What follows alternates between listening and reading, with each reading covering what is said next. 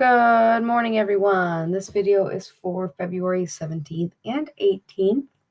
So after we took attendance today, we talked about our Black Scientist of the Day. Then we did a pedigree Kahoot, which we will not do in this video, but we did do it in class. And then the majority of today will just be spending time talking about pedigree some more. So last week we started talking about how we can use pedigrees and how we analyze them and get the information, what it's telling us. And we can get those genotypes. We can kind of guess or figure out what those are from our pedigrees. So we're going to do some more practice with those.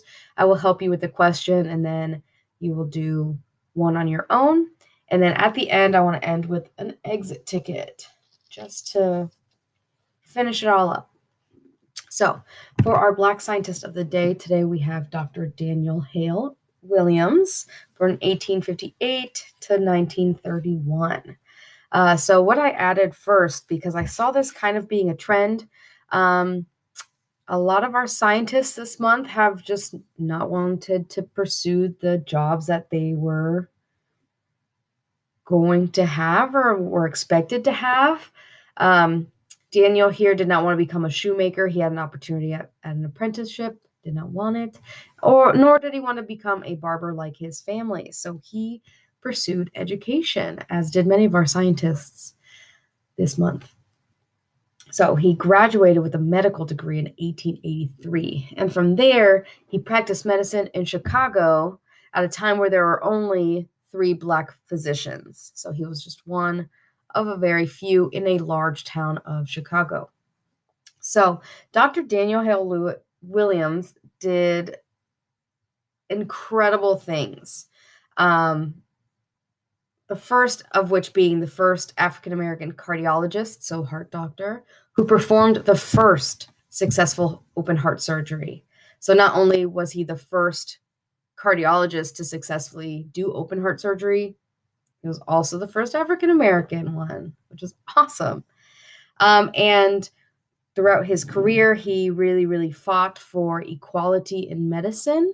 This was a time where Black patients weren't able to be seen like white patients were. And while there's still quite a bit of racism in medicine today, he did a lot to make sure that everyone was taken care of. So he founded the first interracial hospital, Providence Hospital and Training School. He created 2 hospital-based training programs for nursing. He co-founded the National Medical Association. He was the first African-American physician admitted to the American College of Surgeons. And like I said before, his work and advocacy for African-American presence in medicine, incredible work, is honored by educational institutions worldwide. So our Black Scientist of the Day today is Dr. Daniel Hale Williams. Okay, so the first thing that we're going to do together is the determining genotypes practice. So we're going to go ahead and head over to Canvas and go to our modules. From here, you're going to scroll all the way down and click on determining genotypes practice right underneath week 7, which is the week that we are currently in. It's wild.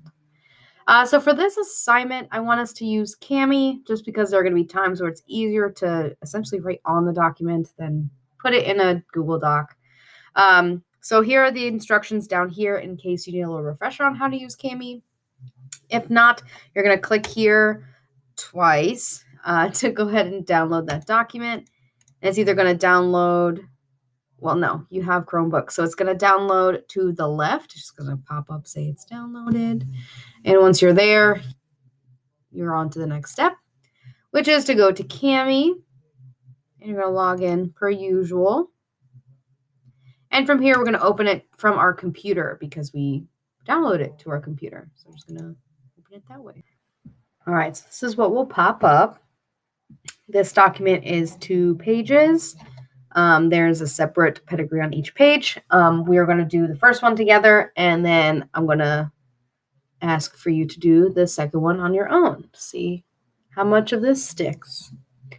Okay, so the whole point of this After we've reviewed pedigrees, it was just basic stuff like the shapes, the lines, the generations. Can you essentially tell me what you see from the pedigree?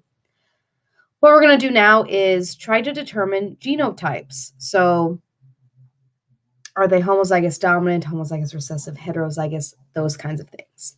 So the first question to always ask if we're trying to determine genotypes is this gene dominant or recessive? And why do we know that? So here it just tells us that we're going to use the alleles G, so capital G and lowercase g for our genotypes. But before we get there, we're going to help answer this question. So is this gene dominant or recessive and why? So up here in the corner, I'm going to remind you of our pro tip, how we know which is what. So we know it is dominant if at least one person from each generation is affected. At least one person from each generation is affected. Meaning that if we look at each generation, so if there's 2, 3, 5, there is at least one person in each one of those that has the trait. Now, it doesn't have to be every single one. This is where it gets kind of confusing because you think dominant means everyone has it. And that's not necessarily the case, especially if we talk about things like Huntington's disease. We don't want everyone to have that disease. So we don't want it to be every single person, every generation, because those are not great dominant traits.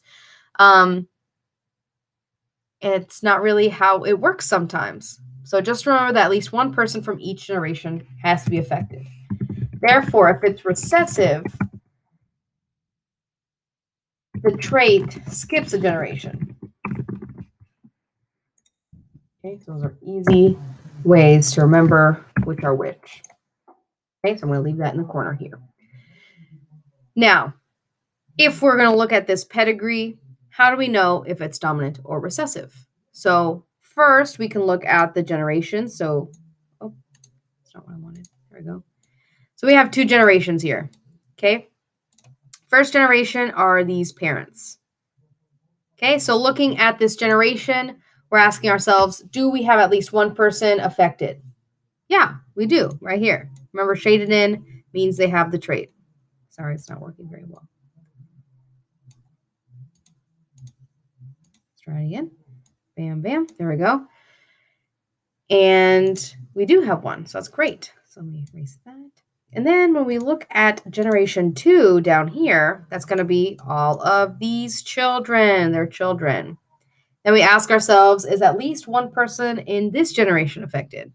And again, yeah, we have this guy. So I'm going to go ahead and erase that too. If we go back to this question, is this gene dominant or recessive? Looking at our pro tips, you would hopefully pick dominant. And why? Because at least one person from each generation is affected. Right? If it was recessive, then that means at least one of these, maybe this one would not be shaded in. It would be white, just like this one. It would be blank, just like this one. Then it would be recessive because it skipped a generation. But here, we see it every single one, so we know it is dominant. Okay, so this piece of information is important to know to figure out the genotypes, because otherwise, it's just a lot more difficult to figure out. Okay, so essentially what we're doing for 2, 3, 4, and 5 and 6 is figuring out the genotypes of each one of these individuals. Okay, so so what I'm going to do is start with the easy ones. So I'm going to put in a text box the options for genotypes in case we forget. So remember, we always have 3 options for genotypes. We have our homozygous dominant, we have our heterozygous, and we have our homozygous recessive. Bam. Okay, those are always our options. So because the trait we're looking at is dominant, we know that these will have at least one dominant allele. But then what would these look like? Because each one of these does not have the trait, is not affected by the trait, that means they don't have a dominant allele. So these are going to be homozygous recessive.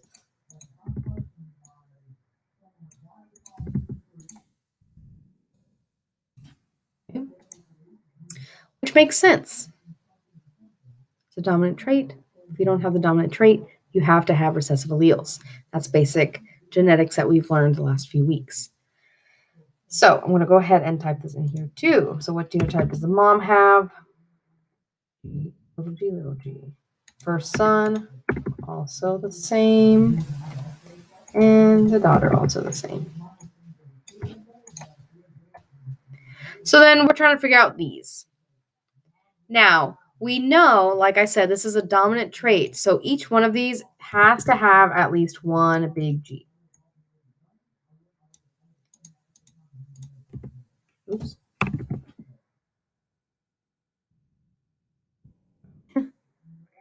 Has to have at least one big G. Now, how do we know what the other allele is? Is it going to be another big G or is it going to be a little g?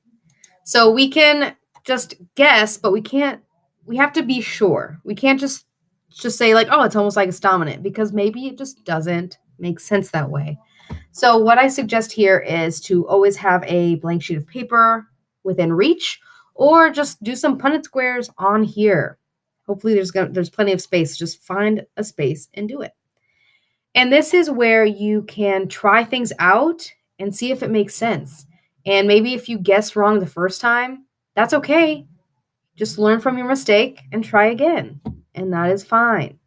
So I'm going to go ahead and do this Punnett square. So I apologize if it's not the prettiest here, but I will do my best.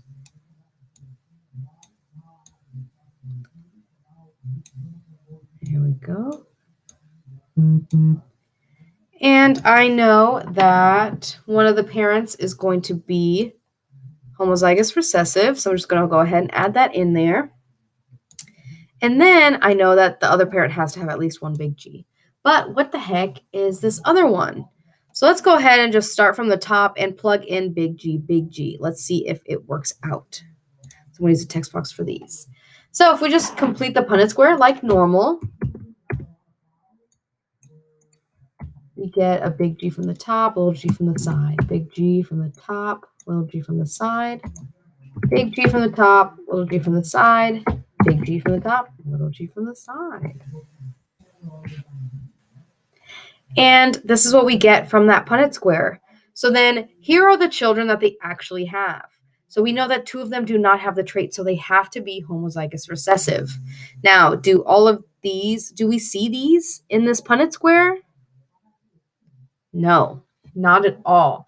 It is not possible to have a homozygous dominant and a homozygous recessive parent create a homozygous recessive child. It's just not possible in how we understand genetics. So it cannot be big G, big G. But just because you tried it and it didn't work out doesn't mean that you're awful at this. It's just you get to try again. So I'm going to go ahead and erase that big G. And I'm going to get rid of these text boxes. And instead, I am going to put in a little g. So with this genotype now being a little different, let's see how that affects our Punnett square. So now this time we're going to bring a small g from the top, a small g from the side, a small g from the top, a small g from the side. So that's our new Punnett square. Now, looking at our pedigree, does it make sense with the kids that we have? Well, yeah, because we have a homozygous recessive here, and we were able to get that in our Punnett square if we have these two parents.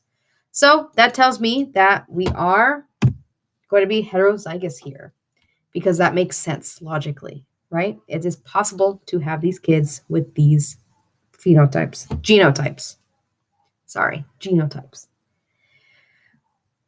So dad is heterozygous. Bam.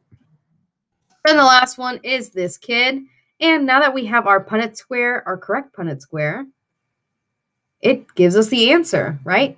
Can we get a big G from these two parents? No. So it's definitely not going to be that. It has to be another heterozygous. And there you go. So I'll write that down here too. Bam, bam. And that's how we figure it out. So the first step is always to figure out if this is a dominant or recessive trait, because that's going to set everything up for you.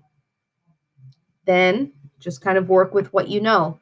I always start with the easiest ones and then kind of work my way to the more difficult ones, instead of just starting kind of like from the top to the bottom. But however you like to do it, that works best for you, is totally fine.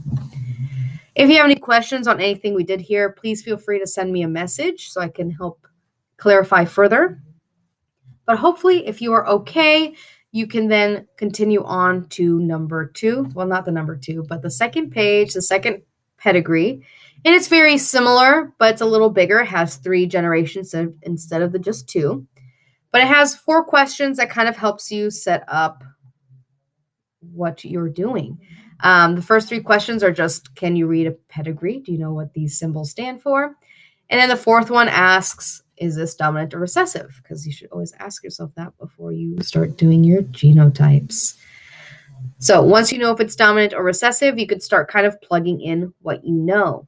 So feel free to use this space for as many Punnett squares if you need to. We're using the letter M. And there's not a space like up here to kind of write, or it doesn't ask, what's the genotype of this one? What's the genotype of this one? I just want you to, in a text box or just draw it on here, let me know either above, below, on the individual, kind of like what I did here.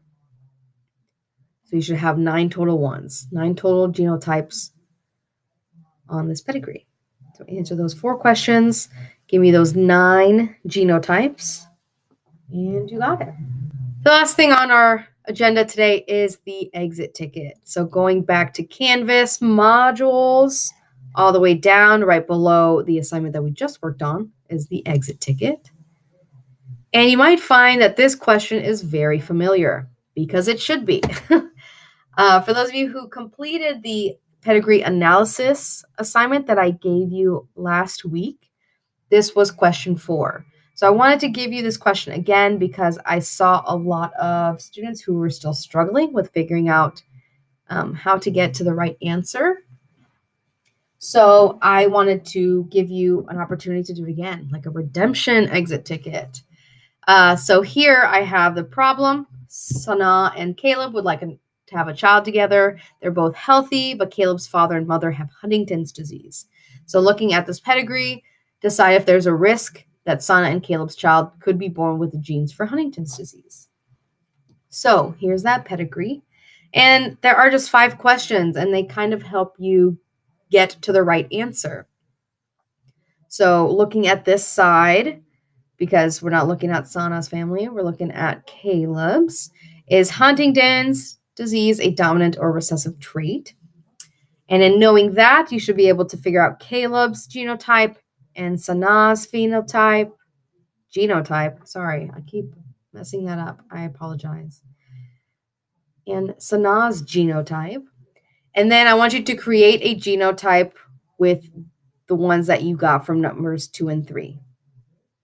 And let me know what you get. Show me. You can either do it on a separate sheet of paper and attach it as a picture, or do a little text box in here. However you want to show me that Punnett square is totally fine by me.